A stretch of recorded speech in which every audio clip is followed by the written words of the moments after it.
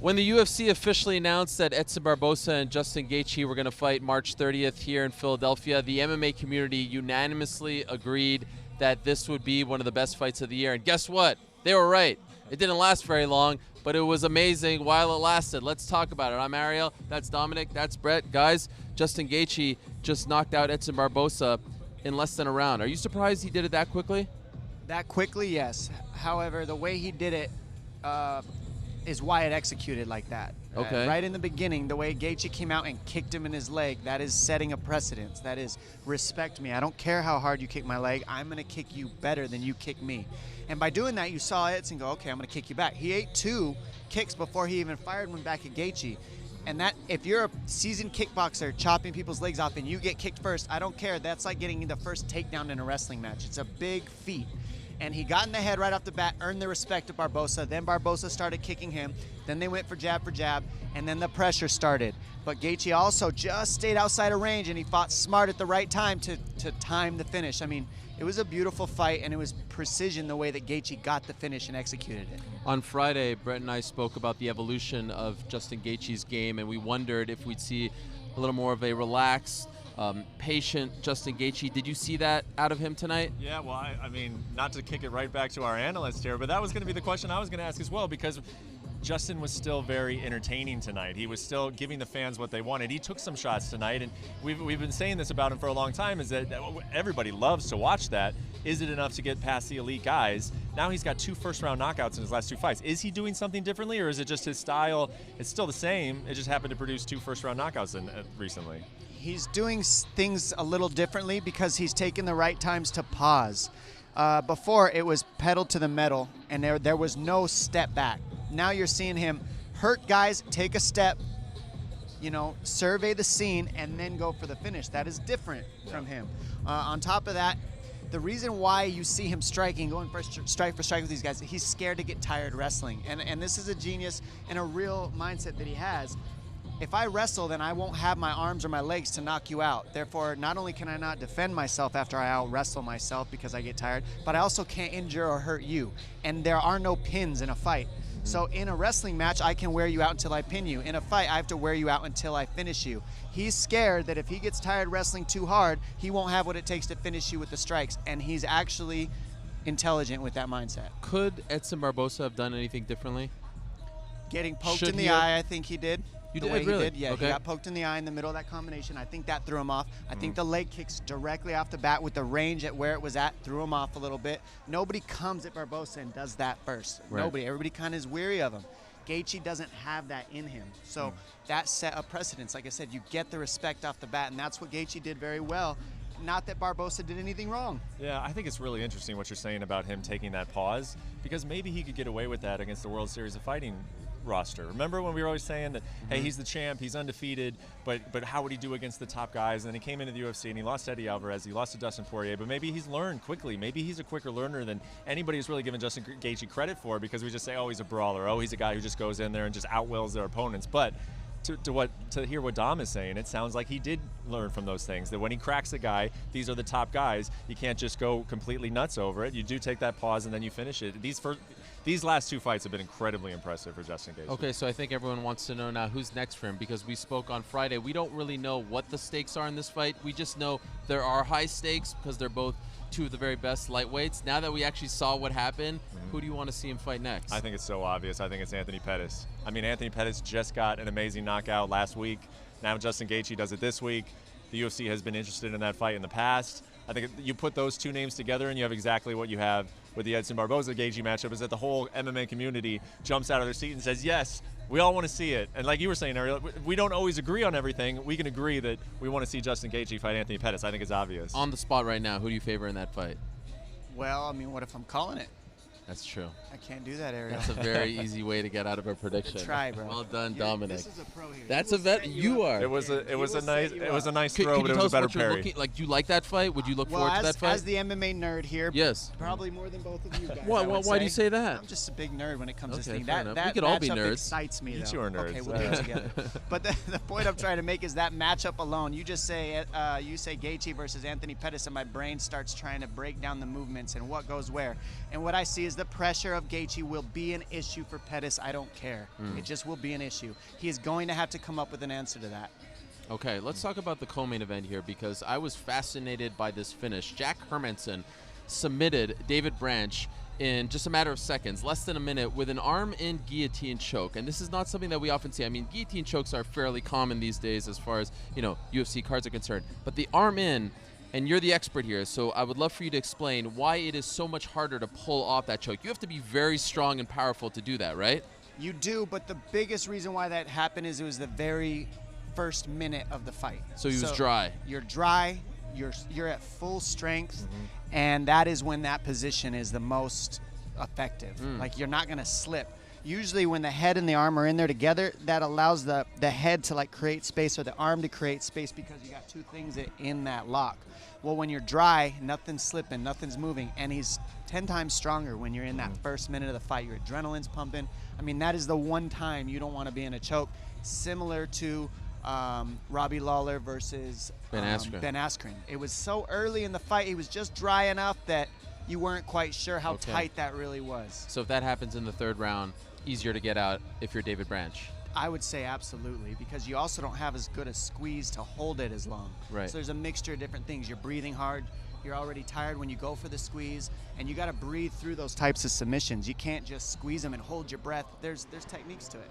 After the fight, Jack said that this time next year he's either fighting for a belt or is champion. Does that seem a little ambitious considering the middleweight division? Seems a little ambitious, a little bit, but I like it. Yeah. Nothing wrong with being ambitious out there. And when he got to the back, I spoke to him just real quickly. I said, hey, he said he made a statement. I was like, you're absolutely right. When you make a statement, you get to ask for things. What do you want? He said Chris Weidman.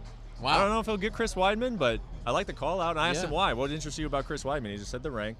Okay. So, I like that one. setting his sights high. Yeah. I like that one. All right, let's talk about Josh Emmett now. Wow, another amazing finish on this card, knocking out Michael Johnson with like sniper precision, right? I mean, that was just a beautiful right hand. And this is a guy, and I was actually thinking about you and thinking about the fact that we'll get a chance to talk afterwards. I don't know how much you've read about, his trials and tribulations, but for someone to go through the past year that he's had with all the injuries and the headaches and all that stuff, and then to get that, what is going through Josh Emmett's mind right now? How does that actually feel? You've been through that. It's totally different than what I've been through, to be honest. It's a different hurdle because it's in your mind, and your mind is getting punched. That's a real stigma in your brain if you're thinking about it, like, oh, I have headaches, I can't see right, things aren't feeling good in my brain. That's different than my knee hurts. Like, my brain is what runs this machine. So it was something for him to get through, and I tip my hat to this man for being able to get through that. Anybody who goes through these types of injuries and has to step back in there, it's different than you even think. You're battling more than just the people telling you can't do it and people saying you got knocked out, you look like crap your last fight. All the negative that people have judgments on you. Then you have to add to the fact that your brain doesn't feel right. I mean, I can't imagine that. I'm thankful I haven't had to deal with it. I've had everything else in the book, but thank God my brain is still working. So I think he's good. I really do. The way he talked to me before this fight, I really believe that he's not worried about there being any issues. I'm sure he's gotten the MRIs. The UFC is very safe. The commissions are very safe to make sure we're not going in there with any kind of brain injuries. But it definitely is something you have to think about. And to get through a fight like that, eat some shots the way he did, last that long, that's a huge thing for him too. It's almost better it went that way. Wow. So that he can understand what he is and how durable he still is for this fight game, in my opinion. Yeah. That is phenomenal insight. I want to ask you, Brett, about Michelle Waterson. What a performance from her. She's now won 3 in a row. She defeats Karolina Kowalkiewicz. This is her best streak as far as a UFC career is concerned for her, and she has looked very good as of late, coming off a nice win over Felice Herrig. She said afterwards that she should fight for the belt next, and then you see a lot of people. We spoke about Tatyana Suarez yesterday. Has she done enough to earn the shot against the winner of Rose Namajunas versus Jessica Andrade? Unfortunately, no. I can't say that she has. Party pooper, Brett. But I want to say yes because I really like Michelle. I think everybody does. And what she did tonight was truly incredible. I mean, I certainly thought that she could win. I didn't think she'd go out and win every round against Karolina Kowalkiewicz, who was bigger than her. It has a lot of stylistic, I think, challenges for Michelle, and she went out and pretty much won every second of the fight, I thought. But you can't jump ahead of someone who's already ranked ahead of you, who has a big fight booked against Nina Ansaroff. And Tatyana Suarez, everybody knows. Everyone who's been paying attention to that division knows that she could not only get a title shot and win, she could be the absolute future of this division. That is the type of things that they are saying about her right now. So I don't think Michelle can jump that, but this was an incredible night for her because of what she did and also the platform she did it on. ESPN, right, with all of the build-up that had come with it, and her daughter's in the octagon with her. It was a tremendous night for her. Were you impressed with her performance? Yeah, I mean, I was impressed with Waterson because she looked different to me. She made adjustments from some losses. I watched the film and I saw the things that she was doing, and I saw the adjustments in the fight tonight. So that's bigger than anybody can really know, in my opinion. As somebody who coaches fights and trains some fighters, the fact that she can go and make that big of a difference and make those little gap adjustments that she did against a fighter like Karolina, it is a big statement for her.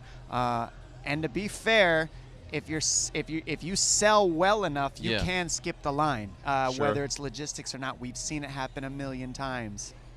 Hey, I'll tell you what, this caveat. Yes. If Nina Ansaroff somehow beats Tatyana Suarez, that could change things. Maybe there's a It's change like in that. those That's things. how it works in this Yep. game. Yep. Who puts butts in the seats? Absolutely, and clearly this Philly crowd very much behind the karate hottie. A lot of great performances on this card. Desmond Green with a nice win, Sadiq Youssef with a nice win. But I have to ask Brett before we go about his guy Kennedy and Zetchuku. What happened? You were so high on him. What happened? Hey, look, I am still high on him. How about that? Fair enough. 26 years old. He only started training when he was 21. I kind of got it in my mind because I watched it the other day. I watched the first fight between Max Holloway and Dustin Poirier. Interesting. And Max was 20 years old. It was his UFC debut. It was his 4th professional fight. And he was fighting Dustin Poirier, who was only 23 but had a lot more experience.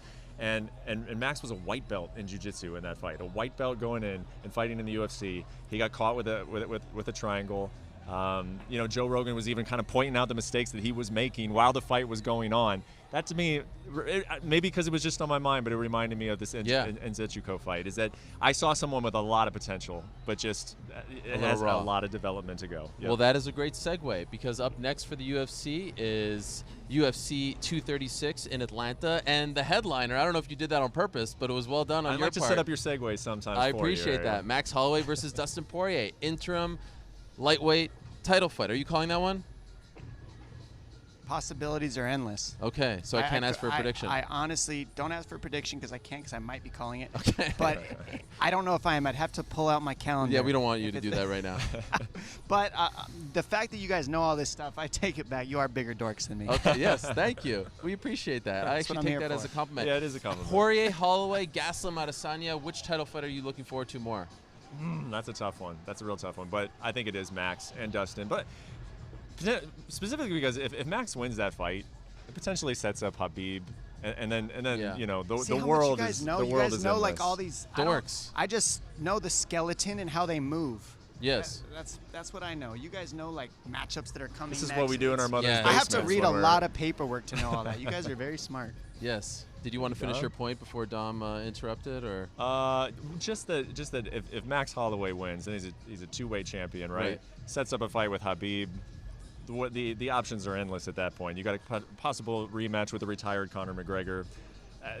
If he wins that fight, the amount of excitement that you have moving forward with Max Holloway is just endless. And before we actually started rolling, Dom wanted me to share with everyone that he would have taken the DQ if you were in Anthony Smith's shoes. Yeah, with you John know Jones, me. right? Yeah. You know me, He Ariel. admitted it. Trust me, off the record. Wink, wink. Great night here in Philadelphia. Wells Fargo Center was packed. They were excited. And boy, oh boy, I think they found a new favorite fighter, as John Anik said, in Justin Gaethje. Holy smokes, do they love the highlight. Thank you very much for watching our coverage for UFC Fight Night Philadelphia. For Dominick Cruz, Brett Okamoto, I'm Ariel Helwani. Again, thanks so much. We'll see you next time.